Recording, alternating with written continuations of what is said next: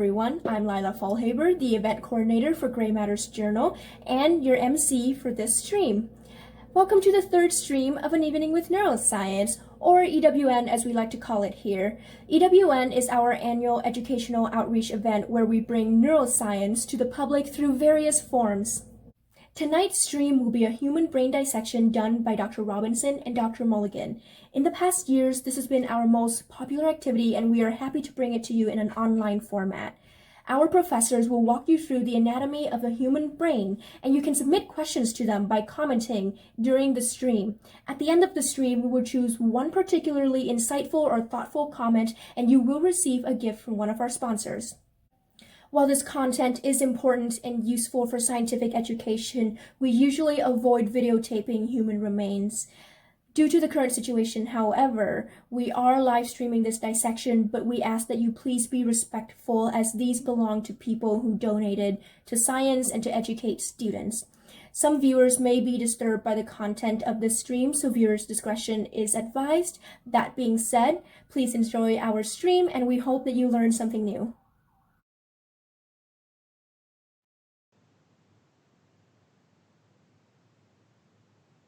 Hello, everybody. My name is Rick Robinson. This is Kate Mulligan. We work for the Department of Biological Structure at the University of Washington, and we're going to show you a few things about the brain.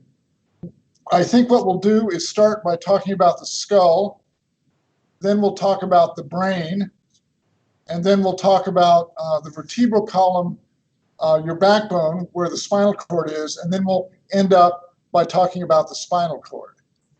So I'm going to switch cameras now, and actually maybe I can hold this up now. Let's see. This might be a good way to start. So this is a human skull that somebody has spent hours doing painting on the inside to show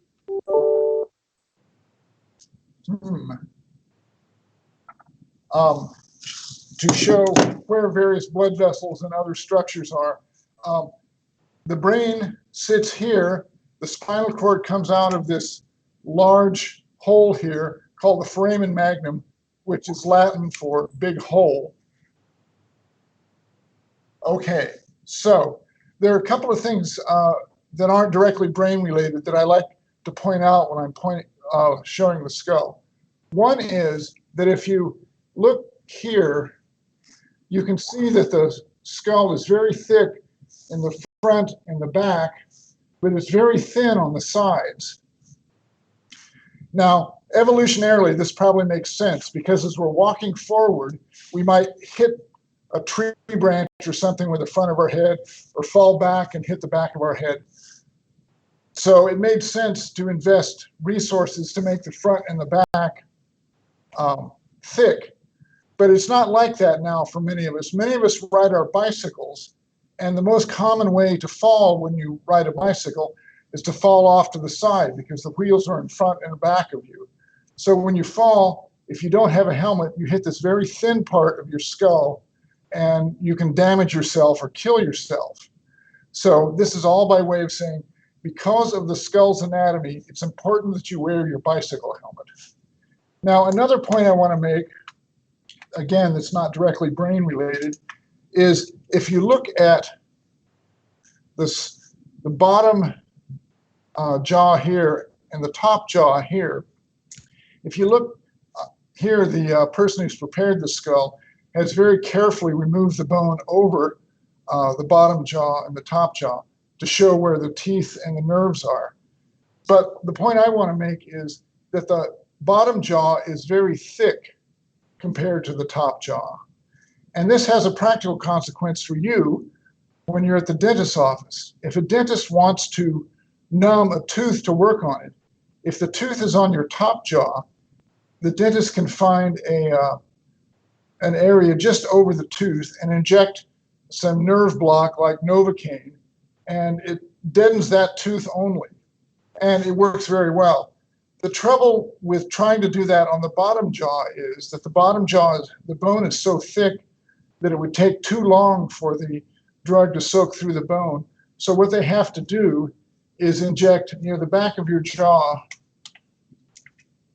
It's hard to see here, but all of these nerves here, where the teeth are, come up together, and they come out the back of the jaw, sort of near the hinge of the jaw. So you'll notice that if a dentist wants to numb a tooth to work on it on your bottom jaw, he or she will find a place in the back where the nerve exits the jaw and heads for the brain, and inject there, and it numbs the entire half of the lower jaw, all because the bone of the jaw is thick. All right, let's see. I think that's all I should talk about for now for the skull. Frontal lobotomies?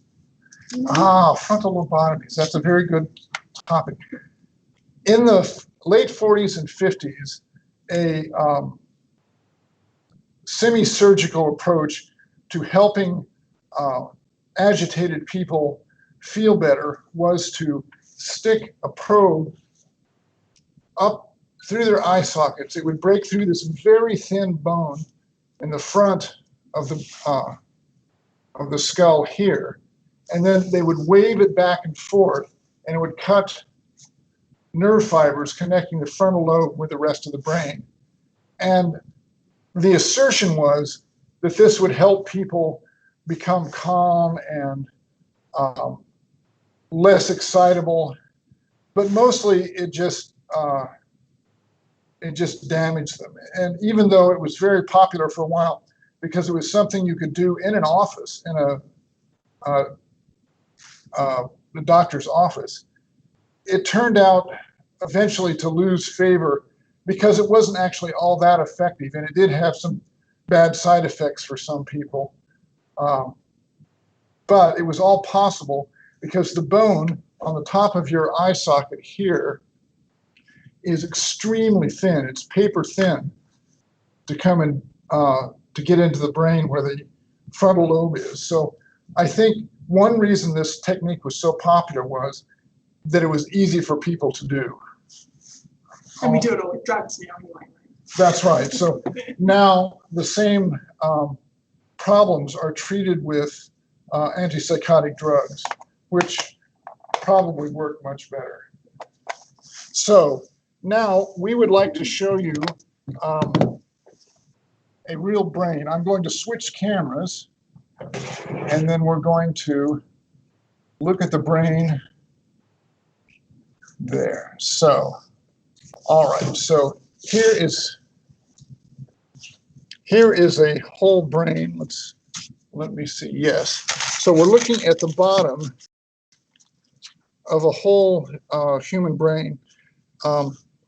This is the brainstem where the spinal cord will come out, and we'll talk about the spinal cord in a minute. This very folded part of the brain here is the cerebellum. It's a part of the brain that I used to study, and I think it's fascinating, and if you're not careful, I'll start telling you about it. And then on this side, you can sort of see, this is the kind of view I'm trying to get centered. This is the view of the brain that we see in popular culture with frontal lobes here, occipital lobe here, temporal lobe here, parietal lobe here. You can see that there's this membrane over the outside of the brain here. This is one of three membranes covering the surface of the brain. We have a piece of the outside membrane. Hi, Dr. Robinson. Yes. There are some questions for you. Caitlin asked, are there any reason why surgeons would do that today? And Jay asked, is that the same area that Phineas Gage got damaged, as in the front of the thin bone?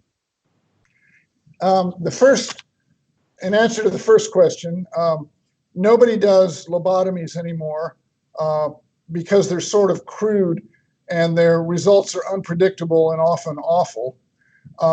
It is the same part of the brain that was damaged with Phineas Gage. So I'm going to switch cameras again briefly so we can look at the skull.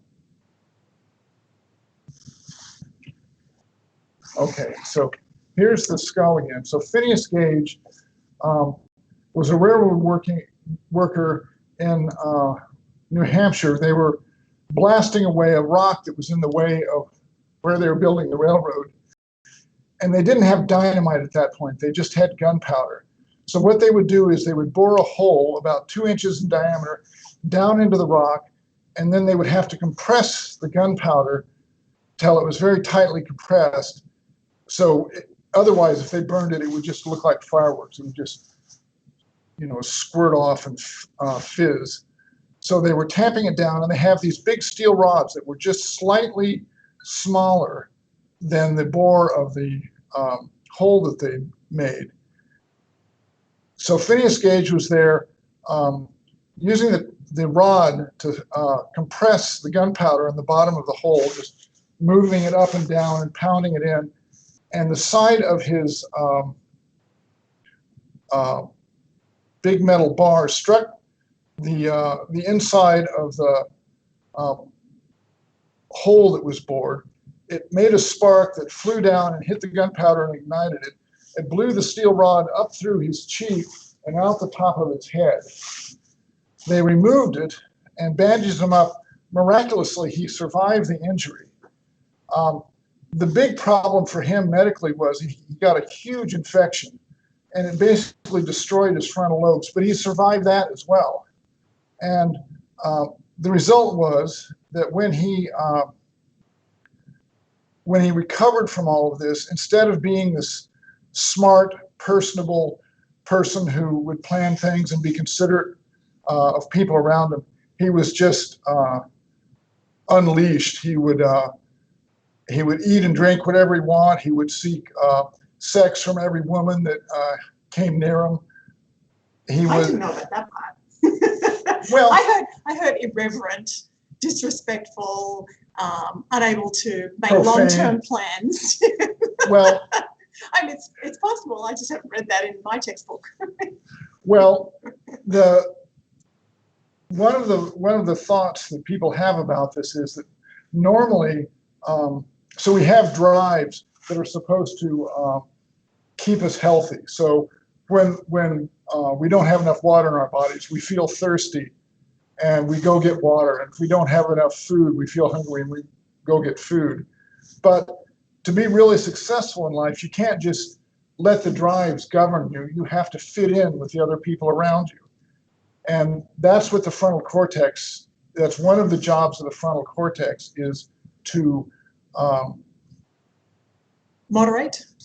exactly moderate our drives and fit them in with the social milieu. You are so international. Sorry. Anyway, I should let you complete a thought, shouldn't I? no. My frontal lobe's not working very well. So the idea about Phineas Gage was that his drives were unmoderated by the frontal cortex that was no longer there, that was killed by the injury and the infection. Anyway, I think that's what I have to say about Phineas Gage, and it is the same part of the brain that that they disconnect in a frontal lobotomy, but they probably also do other things, like sever blood vessels and deprive other parts of the brain of blood. It's a very sort of crude and unpredictable procedure. So and not very reversible. Yes, compared to drugs. That's right. It is unreversible. Are there other questions? Yes, we have a question from Valerie asking, what's your favorite fun fact about the cerebellum? I believe she wants you to talk more about your favorite subject. And Julia asked if Gage had any motor deficits because of the damage. That is a very sophisticated question, and I don't know the answer to that. I haven't read any description of a motor deficit that he had. But it is true that the motor areas of the brain are in the frontal lobe. They're just a little bit further back than I suspect that the major damage that Gage sustained. The motor cortex was probably preserved. He apparently used to travel around with circus, right? And I didn't know that. Yes, no, he used to travel around as a circus act with the tamping bar and tell his story after. Yeah. after the So he did incident. find employment after his Of injury. a kind, yes. And now you understand why we have OSHA and all of those regulations about working. You have to question how smart he was, though, because if you're playing with gunpowder and you're leaning over it like this with a tamping iron, Actually, I'm not sure. I think he was watching so that he didn't hit the side. Okay. And All right. it was a pretty skilled operation, All and right. he just made a mistake. Unlucky day. Yeah. In any case, about the cerebellum, Uh-oh. allow me. Oh, and I'm sorry, before you continue with the cerebellum, let's give a couple seconds for an interpreter switch. Right. Think about what you want to say. So, what this is arachnoid. Is this germ? It's all right. Gosh, it's All right, and we are good to go. all right. So the cerebellum is this folded up piece down here, and you'll notice that it's actually not very big compared to the rest of the brain. Yet there are so many little cells in here, and they're so tightly packed that the number of neurons in the cerebellum is more than half of all the neurons in your whole brain. So more than 50% of all the neurons in your whole brain, including your spinal cord, are in this little piece of tissue here. So the question is, how come? Why is it? What does the cerebellum do that's worth all of this investment? And it's particularly vexing because if you lose the cerebellum, which happens with gunshot wounds through the back of the head like this, or certain diseases, much of the cerebellum is destroyed. Yet lots of things that we associate with the brain are more or less fine. Your mentality, your ability to solve problems is fine. Your language is fine, although it's hard to talk because your movements, your fine movements of your mouth are impaired. But your ability to understand language, your memory is fine, your emotions are fine, your drives are fine. All of that stuff is fine when you're missing over half of all the neurons in your brain. So what is it that the cerebellum does? And what it does is it makes movements perfect. It makes them fast, accurate, and consistent. And how it does that is not very well understood yet, but the reason or the reasoning to account for why it's worth having over half of your neurons devoted to that purpose is that there's lots of selective pressure on making perfect movements. Because no matter how able you are, how smart you are, how much you know, unless you can move well, you're going to end up being eaten by something. Anyway, I think that's what I'll say about the cerebellum for now. Are there any other questions? There is no other questions right now, but as questions come in, I will let you know. Lovely. So I think I'll use this camera for now. So there are three membranes that surround the brain. The one on the outside is made of this. This is called dura. It's very flexible, but completely inelastic. And the brain is encased in a bag of this, which helps cushion it so that when you hit your head, the brain doesn't just crash against the inside of the skull. It's restrained in its movements by this bag of dura. Then next, underneath that, here's the brain, and it might be hard to see on camera, but there's sort of a membrane on the outside of the brain that sticks to the outside, but it doesn't go down into every little crevice. And it's called the arachnoid. And then on the surface of the brain, and it's very hard to see, but it does go into every little crevice, is called the pia.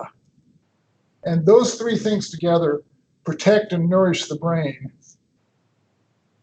And when they become infected, together they're called the meninges. When they get infected, it's called meningitis. And it's a very serious condition that will sometimes kill people. So we have, I think we should get the half brain, do you think? So You're going to show them the bottom versus the top. the bottom what? The bottom versus the top. Yes. So here we're looking at the bottom of the brain. It's like you're sort of about where the heart is, and you're looking up at the brain, and you can see it there. You can see huge blood vessels. The brain is a voracious consumer of oxygen and glucose, so it needs a big blood supply. And there are several huge vessels. The brain. Maybe it's better to do it with this one. Yeah, let me see if I can do this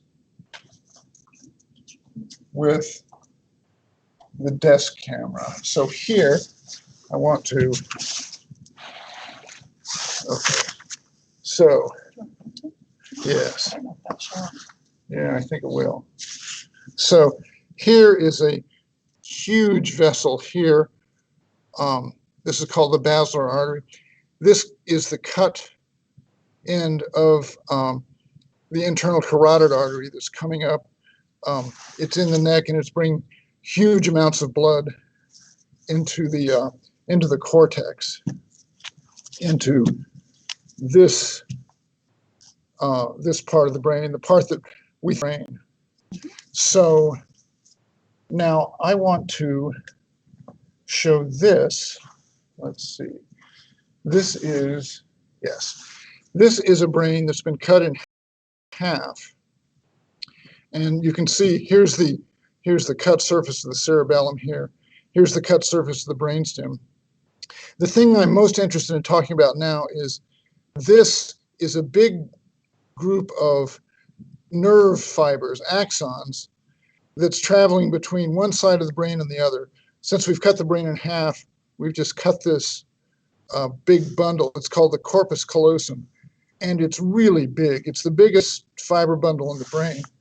But paradoxically, when you cut the corpus callosum completely, it's very hard to tell. If you meet someone whose corpus callosum is cut, you can't tell. Their movements aren't bad, their intellect isn't bad, their language isn't bad, yet you've cut the biggest fiber tract in the brain. Now, surgeons do this to in cases of intractable epilepsy, where a seizure will start on one side of the brain, let's see, and then move through the corpus callosum to the other side. And it's very damaging to the brain, and it's very hard on the patient. So surgeons will cut the corpus callosum, and sometimes it will stop the epilepsy. So it's a treatment of last resort, but it does seem to be effective. People have done lots of studies of patients who've had their corpus callosums cut, and it's sort of an interesting set of results. The main result is that when you talk to someone with their corpus callosum cut, you're talking to their left hemisphere, because the right language is in the left hemisphere. So that's the hemisphere that can understand easily what you're saying and then respond. And it sounds completely normal. But apparently there's another, I think personality is too strong, but there's another part of the brain that's disconnected that you don't get to talk too much because it doesn't have good language, and that's the right half of the brain. So I want to show you. Right half. This is the right half. Yes, well, this is the right half. Actually, we've only got right halves. Yes. Yep. Now, I just want to show you the corpus callosum. Here is a brain. And we have a question from Julia, actually, wondering why does cutting the corpus callosum help with the type of epilepsy? And she's wondering if the person would still get epilepsy on like one of the sides of their brain. I'm not an expert in this, but my understanding is that the two sides of the brain sort of excite each other during a seizure. And by cutting the connection between them, it reduces the chance that any seizure happens because they can't send messages back and forth and promote seizure activity in both sides. So you might think from what I told you that it would just confine the seizure to one side, but often it's enough to stop all the seizures in conjunction with anti-seizure medication. And there's a question asking if there's another way for the brain to communicate if the corpus callosum is cut. You're going to talk about the anterior commissure? Here. So the corpus callosum is an example of axons from cells on one side of the brain that go across to, actually the camera's down here anyway, right? Yeah. I'm talking to you anyway. Right. That Would you like to? neurons on one side of the brain have axons that connect and talk to their partners on the other side, and vice versa. The corpus callosum is obviously huge. When we cut that in humans, there's not a whole lot of backup opportunity, but it is interesting that if you look at different species, for example, in Australia, where I'm from, marsupials don't have a corpus callosum. What they have is a huge enlargement of a structure called the anterior commissure, which acts in the same way that connects neurons on one side of the brain with neurons on the other side. So it's not like there's anything really special about the corpus callosum. I know Dr. Robinson is really impressed that it's so big. But really, they're just axons, right? Like cables that communicate one side of the brain and lets the other side of the brain what it's doing. I think it's interesting when you talk about people's understanding of the brain in lay talk, and you often hear people say, "Oh, I'm right-brained or left-brained." When the corpus callosum is intact, the two sides of the brain are intimately connected and almost know what each side is doing instantly, or even faster than instantly. So I think it's a little bit of a convenience to try and talk about having a right brain or a left brain dominance. Really, the two sides are working together when your corpus callosum is intact, perfectly in synchrony as far as I'm concerned. Did you want to add anything to that? No, I think so. There are other I connections. don't know. I probably took that out of No, but see, I had it lined up, so it's perfect. And now, there are other connections between the left half and the right half of the brain in us and in animals that aren't marsupials, but the corpus callosum is the biggest one. Oh, the one thing I wanted to say is a bit of evidence about the connection between the left half and the right half of the brain. If you do something like electrically stimulate a particular point on somebody's brain, and then you look where that signal arrives fastest and largest in the rest of the brain. It's sort of a crude way of looking at what parts of the brain are connected to each other. The part of the brain on the other side that's mirror symmetrical always has the shortest latency and the largest response to experiments like that.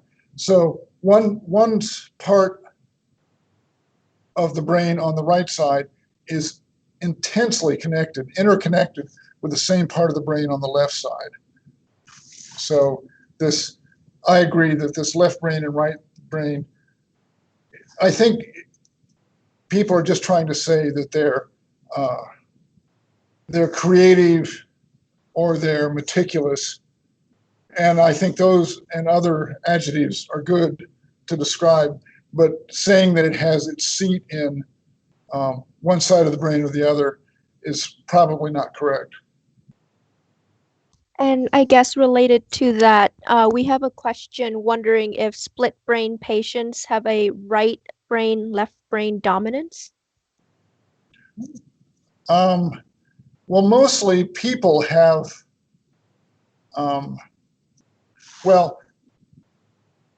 the side of the brain that has the best language is the one that split brain people use to communicate.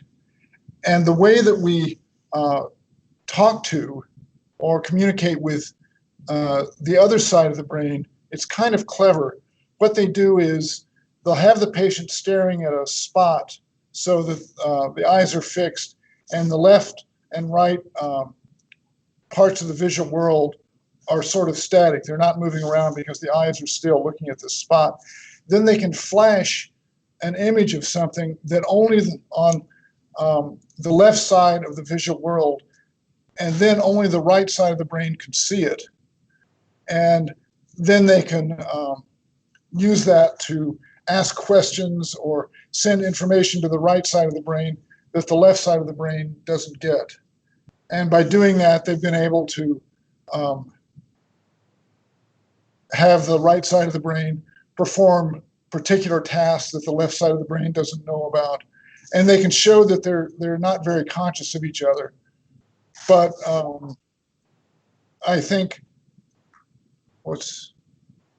anyway, I think We're just about to do another interpreters to switch. okay. Do you want to flip the camera when talking? Hmm. Do you want to flip And we are good to go. Okay. This is we're talking about.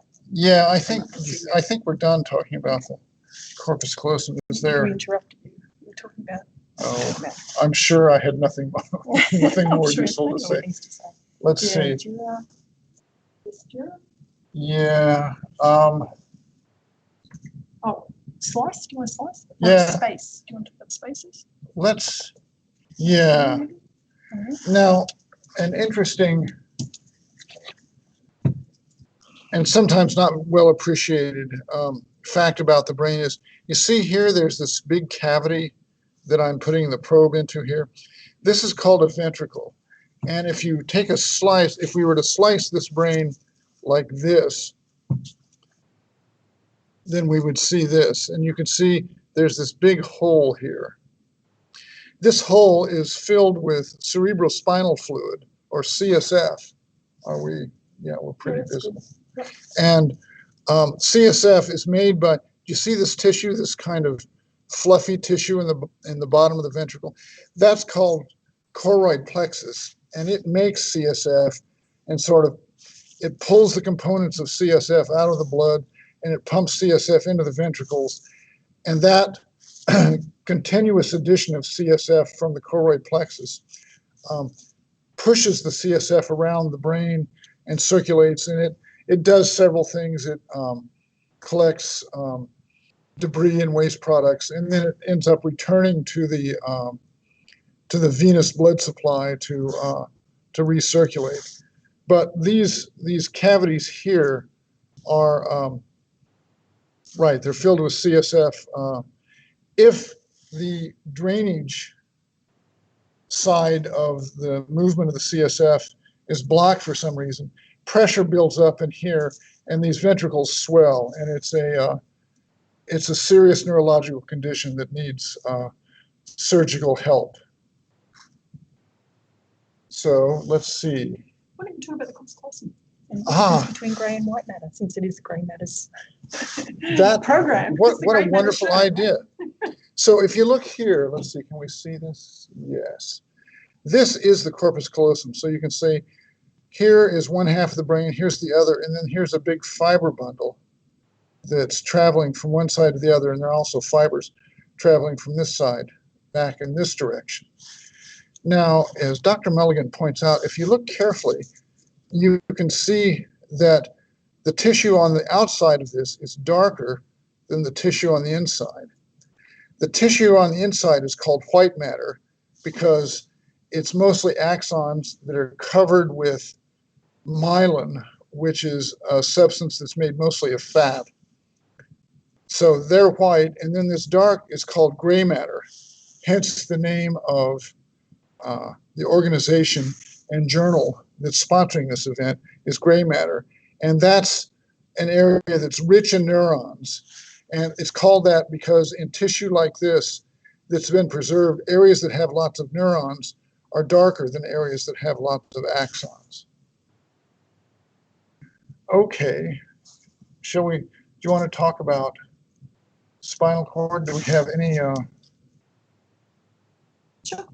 Yeah, I don't see. Are there any more questions? Maybe? Are there more questions? Oh, can't hear you, Lila. Oh, yes. Valerie is asking if there's a particular part of the brain that we tie to personality traits. I would say frontal cortex is the one most associated with personality, but I'm not sure. Do you know? To the extent that you can say that about any part of the brain. You know, I mean, it's a convenience and a shorthand that we say, oh, look, that's the motor cortex. That's where movement happens. That's a shorthand for understanding how the brain is laid out. But the reality is that many, many parts of the brain work together for any function, whether it's sensory reception or language or motor output or thinking or personality. So frontal lobe is as good as it gets when we talk about, you know, personality and intelligence, cognition, that sort of thing. Executive function, that's another nice buzzword for the frontal lobe. Right. I was going to talk about the hippocampus. Oh, yes. Do we have a Yes, we picture? do. Yes, we do. So, And we do have a question about the hippocampus, asking if there are ventricles near it. that's a pretty sophisticated question too. Yes. All right. So Which one do you like? oh, I think I'll show them both. So Sure. we're looking now at a left half of the brain here. So here's the bottom with the cerebellum. If we turn it around now, this is, so we've removed the right half of the brain, but we see this structure here. It looks sort of like a little sausage here, and it will extend up around like this. This is the hippocampus, and it's called that because in section it's sort of rolled up, and it looks like the tail of a seahorse that curls up into a spiral. And it's strongly implicated in forming new memories. So there are patients who've, again, to stop intractable epilepsy, have this part of their brain removed. And they have a very sort of unusual deficit. And that is, after they recover from the surgery, they seem fine. Their personality is intact. Their intelligence is intact, but they can't form new memories. So that if their neurologist comes in and says hello to them and they have a conversation, then the neurologist leaves the room and then comes back 2 minutes later, the person doesn't remember ever having seen them before. So it looks like, and there are several patients with, for various reasons, with damage to their hippocampus, and they show this this deficit. Even though they can't, so it looks like the hippocampus is strongly involved with forming new memories, but you can have these patients do other things like solve little physical puzzles. So that one of them is called a finger maze, where you can't see what where you're moving your hand, but you can feel there's sort of a maze of ridges, and you can follow it and find your way from one side to the other. If you have a patient practice the finger maze, they'll get better and better at it, just like you would. So this a patient with hippocampal damage would never say, "Oh, I've seen this before, I know how to do it." From his point of view, he never would have seen this finger maze before, but every time he gets better and better at it at the same rate as a normal person does. So there's this other kind of memory that they have, sort of memory of physical tasks, that is unimpaired by damaging the hippocampus, even though the person's conscious memory of having done it doesn't exist. Does that bring you back to the cerebellum then, Dr. Robinson? Is the cerebellum not involved in procedural memory? Not so much? Well, that's controversial. Oh, okay. Good to know. Are there other questions? Not currently, no. Okay, excellent. So, um, Oh, I'm sorry, one just came in. When people have hippocampal damage, but they are able to develop procedural skills, how do you think those skills are stored or retrieved? Do you think it has anything to do with the cerebellum? that's just what Dr. Mulligan. Misunderstanding, I guess. That's just what Dr. Mulligan was saying. There is a theory that once you learn to do something, and you no longer have to think about it. So, like riding a bike or shooting a fadeaway jumper when big, strong people are trying to stop you from doing that. Once you develop that skill, you don't think about it anymore. There's sort of this high level. You just say, "Oh, I'm going to do this now," but you don't really think about all the little things that you thought about when you were learning it. People think that when that happens, the brain is transferred the task from the cerebral cortex to the cerebellum. Now, there's some evidence for that, but I don't think the evidence is very strong. But it's certainly something that's changed. Certainly when you start learning something, you have to think about every little step. And then once you learn it, you don't think about it at all. So it's stored someplace, and it might be the cerebellum, but it might be someplace else, and we don't know right now. And Julia asked another insightful question: if there are ways to work around the deficits caused by removing the hippocampus so a patient can recover their ability to remember stuff. Typically, no. The cases that I know about, including this very famous one, his name was patient HM, and he was at Stanford, and he was an engineer before his intractable epilepsy required this surgery. And he was very high IQ guy, and afterwards he was still a high IQ guy, but he just didn't, he couldn't form new memories. And for the rest of his life, he worked as a subject for memory experiments for people who were trying to understand how memory works for humans. And he made his living that way. But nobody ever found a way for him to form new memories. And he was being tested in sort of sophisticated and exotic ways, very frequently. He actually had both hippocampuses affected though, right? Right, and medial temporal. Okay. There's a lot of... Maybe that's a distinction that's worth making, is that you have a hippocampus on the left side and the right side, and if you damage one, the severity of the impairment is not as great, obviously. It's almost unnoticeable, in fact. Right.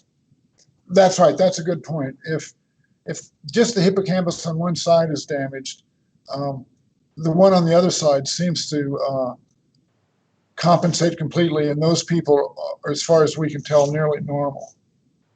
But if you damage it on both sides, that's when you see the deficit. One thing that's interesting to me about the hippocampus is that the neurons in the hippocampus are really sensitive. They're like the canaries in the coal mine.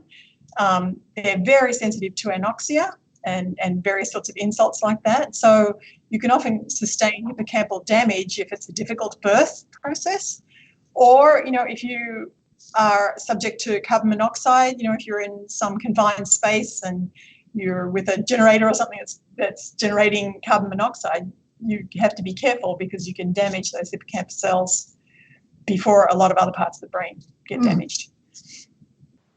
What that's worth. No, that's keep the window open. Yes, that's right. Yes.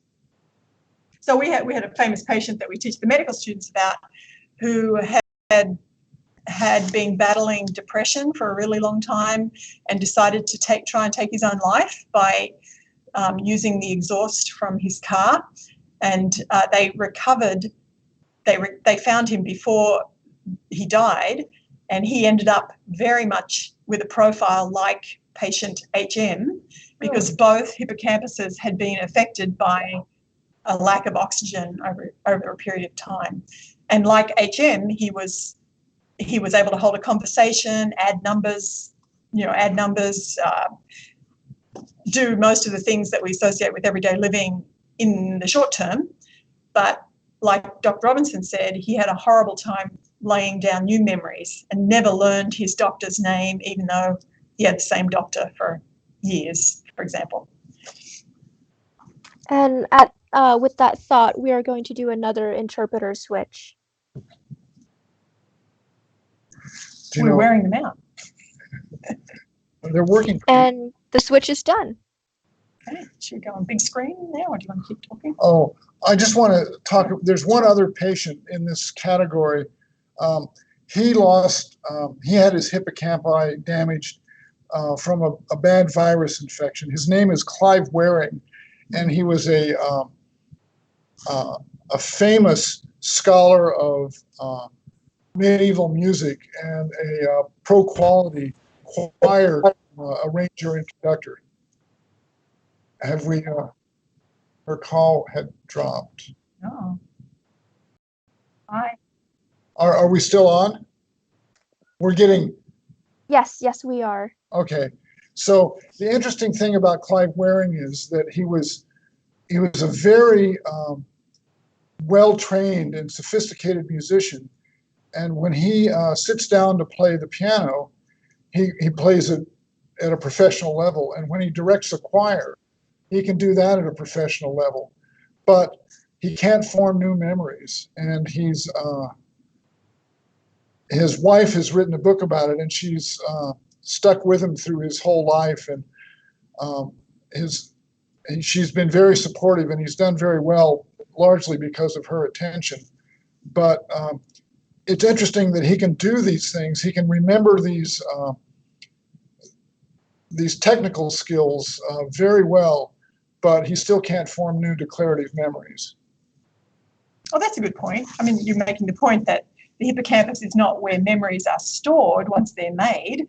It's only in going forward. So your memories from before the hippocampal damage are largely intact, and it's the making new memories. Yes, good point. I think so.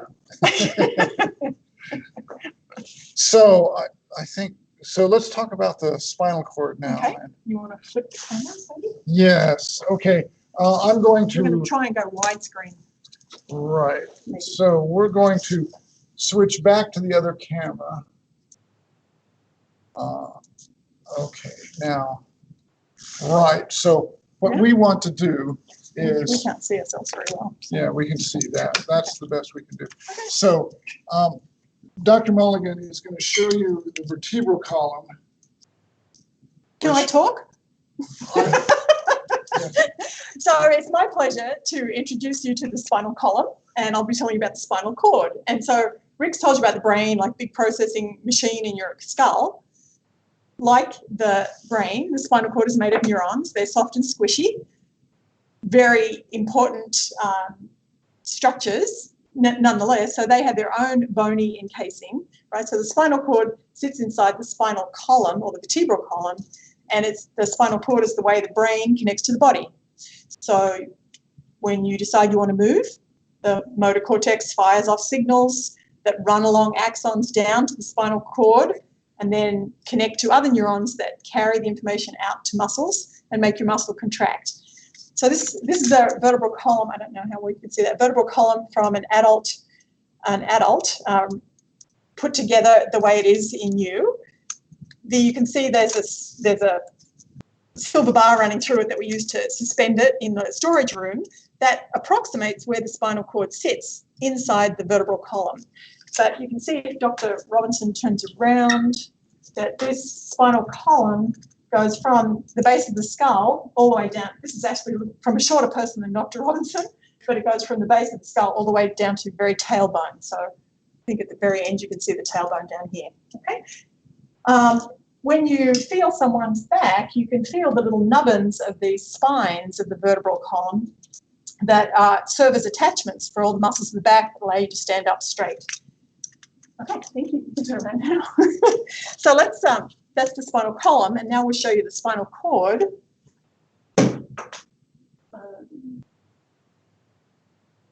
The spinal cord, like the brain, is soft and squishy, and it's kind of fun to look at because I don't know how well you can see that. It looks like something from an alien movie, really, right? So the actual spinal cord, it's only about as thick as a little finger, really, for all its importance in connecting the brain to the body. What you're seeing here is the cylindrical spinal cord from top to bottom. When we say from top, it's really cut from the cadavers about the base of the neck. And what you're seeing hanging off the side are the nerves that would connect to the body. Where you have limbs, the nerves often intertwine to form plexuses, and those plexuses you might have heard of if you've studied any kind of anatomy, but the plexus of nerves that supplies the arm is called the brachial plexus, and that's the one that gets damaged sometimes. If we put this back in Dr. Robinson, the spinal cord would be like this. The brachial plexus ends up sort of in the front of the armpit. If you, for example, are riding your motorbike and you fall off and you end up pushing your arm, extending your shoulder back too far, you can stretch that brachial plexus and disconnect the nerves, and then those muscles supplied by those nerves become paralyzed. So that's, Yes. Same sort of thing happens at the bottom. So that's the spinal cord. I think an interesting thing for me was that the spinal cord is actually shorter than the spinal column. And if you look at a spinal cord, the actual solid tissue of the spinal cord ends in the middle of the back, and then the little nerves, can you see that? The little nerves come down and make a whole bunch of little fibers, what we call fibers, which are axons of neurons, and they're called the cauda equina, or the horse's tail. So while we're probably not going to see enough of you, but basically Dr. Robinson, I think you have to go higher. Dr. Robinson's spinal cord would end in the middle of his back, and then the cauda equina continues the nerve axons on their way down to exit the spinal cord to get down to the legs. Okay, I think that's all I have to say about that. So we've come to the end of the material we've prepared, but we're happy to discuss anything that the listeners would like to talk about. Yes, so we do have a question from Jay asking if one of the patients you mentioned, I'm not sure if this is referring to which patient, if he could still remember the pieces of memory on their own, and he's asking if music is declarative memory. That's a very good question. And I think some parts of music are declarative memory. But I think this is Clive Waring, the choir director. He'd already been very well trained and, for years had done this. So his hippocampus was working when he was laying down those memories. And then once he couldn't make more memories, but the ones he had were already in place, and they were very sort of high quality, intricate memories about music.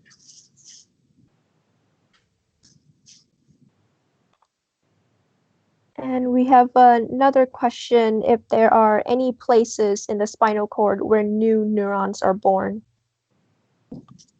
That's not to my knowledge. Right. There are. So the brain and the spinal cord together we call the central nervous system. And then all of the nerves as they go out to the muscles are basically forming what we call the peripheral nervous system. The peripheral nervous system has some capacity for regenerating when damaged. The central nervous system, much less so. However, in the central nervous system, in the brain, there are places like in the hippocampus, right, where new neurons are born even after you've finished your developmental phases. So when Dr. Robinson and I were young graduate students way back in the dark ages, we used to say that there were no new neurons made after you were born. Like you had the full complement of neurons that you were ever going to have when you were born, and then it was downhill after that. In the time that we've been active in our careers, people have discovered that there is the neurogenesis, the development of new neurons, or new neurons being born in certain parts of the brain, notably hippocampus and olfactory system. Right, those are the two I know about. The two main ones, but not so much in the spinal cord. So the person who asked the question might have been thinking about spinal cord injury. If you damage the nerves as they've come off the spinal cord, then you may have a better prognosis than if you damage the spinal cord itself, which is part of the central nervous system and doesn't regenerate and certainly doesn't grow new neurons. I think that's fair to say. Now, there is something interesting about the number of neurons that somebody has when they're born, and that is that after a child is born, its brain is still making neurons, and it hits its maximum number of neurons around 3 years old. And then after that, neurons start being removed in some sort of artful way that we don't understand. It's called pruning. And the result is that the number of synapses in somebody who's, say, 10 years old is less than the number of synapses of somebody who's 3 years old. And that reduction in synapses seems part of normal development to sharpen the function of the brain. And there's some evidence that people on the autism spectrum have a deficit in pruning, that the reduction in the number of synapses is not as large in those people as it is in normal development. Now, this is new thinking, and nobody knows where this is going to go yet, but it's something that people are trying to understand now. And there's an exclamation from Seema saying that the olfactory bulb can still perform neurogenesis. Do you have any thoughts on that? Well, it's a good thing, because sometimes people lose their sense of smell in traumatic accidents or being exposed to particular chemicals, but they can regain that sometimes because of the ability of the olfactory system to regenerate. I guess it is surprising, except that it's certainly the case that in other species of animal besides humans, there is some neurogenesis, more neurogenesis, and the olfactory system is evolutionarily a very old part of the brain, so maybe we kept that ability, and it doesn't really afford us a huge advantage as humans because we're not very olfactorily dependent, but it might just be, a hangover from evolution. Yeah, I agree. And last question from Caitlin, and it is, do you know anything about the development of glia throughout lifespan? And just before you answer that, we'll just do a brief interpreter switch. You can take that one. Oh, I don't know anything about glia. Well, I mean, they're constantly regenerating, right? And we are all switched. Dr. Mulligan and I were having a high-level conversation in which we were both saying we don't know much about glia. But one thing that we do know is that it looks like they are regenerating constantly, unlike the neurons that they support. And the more information we get about glia, the more it looks like they're intimately involved in the health and normal functioning of the neurons. But this is sort of a new a new area of research, and it's not. I mean, I'm not very well informed about it. There's also, I'd say, a long-standing chauvinism among neuroscientists. It's like neurons rule; they're the things doing all the hard work, and the glia are the support cells. And then the field is changing over time now, and we're realizing that neurons can't do their function without glial cells. So it's much more a symbiotic relationship than a dominance and supportive roles. Right. Recent data shows that a lot of glia are constantly keeping track of the neurons around them, sending little processes out to sense and measure things, then withdrawing them and sending them out other places. There's a whole world of activity among glial cells that we're just starting to appreciate. And thank you so much. It doesn't look like we have any more questions coming in, and the stream is about to end. And I really appreciate you two spending your time and giving us your knowledge and sharing with everyone. And I would just like to remind everyone that the panel for questioning is next week at 7 p.m. and to keep an eye out for any information posted by us on Facebook. Thanks so much. Thank you for the great questions. Great questions. This was delightful. Thanks for asking us to do it. And good luck with the rest of the live streaming. Yes, good Stay luck healthy. next week.